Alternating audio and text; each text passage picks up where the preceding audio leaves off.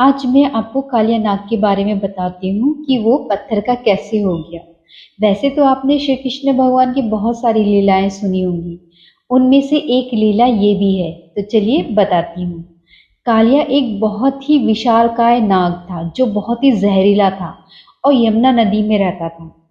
द्वापर युग में उसने पूरे गोकुल में अपना डर बना रखा था। एक बार की बात है जब श्री कृष्ण अपने मित्रों के साथ यमुना नदी के तट के किनारे गेंद खेल रहे थे। खेलते खेलते उनकी गेंद यमुना नदी में गिर गई। तब श्री कृष्ण उसे निकालने के लिए नदी में जाने लगे। तब उनके साथियों ने उन्हें रोकने की बहुत कोशिश की कि इस नदी में मत जाओ, यहाँ पे कालिया नाग रहता है। लेकिन श्री कृष्ण जी ने उनकी एक बात नहीं सुनी और नदी में छलांग लगा दी। जब भगवान श्री कृष्ण नदी में गए तब उनका युद्ध कालिया नाग से हुआ।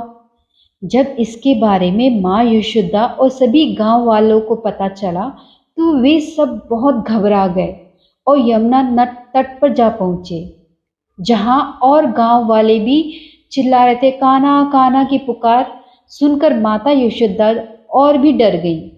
काफी देर तक पानी में कोई हलचल नहीं हुई।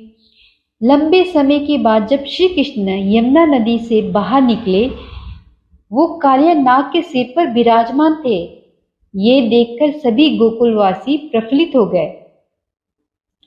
माना जाता है पौराणिक कथाओं के अनुसार युद्ध के बाद जब कालिया नाग ने श्री कृष्ण से माफी मांगी तो कृष्ण ने कालिया नाग को माफ किया, परंतु उन्होंने उसे यमुना नदी छोड़कर दूर चले जाने के लिए कहा और बोला कि अगर तुमने पीछे मुड़कर देखा तो तुम पत्थर के हो जाओगे। कथाओं में ऐसा वर्णन किया है कि जैसे ही नाग वृंदावन से जाने लगा तो कुछ दूर जाने के बाद उसने पीछे मुड़कर देखा तो कालिया नाग वहीं पत्थर का हो गया।